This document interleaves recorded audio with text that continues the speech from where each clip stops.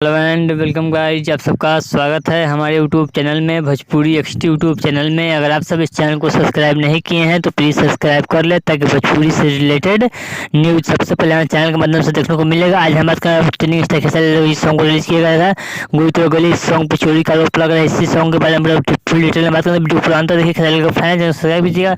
अगर trending star Khesari इस song को लिखे अखिलेश कश्यप, इसको गाए हैं ट्रेंडिंग स्टार खेसारी और खुशी कक्कर।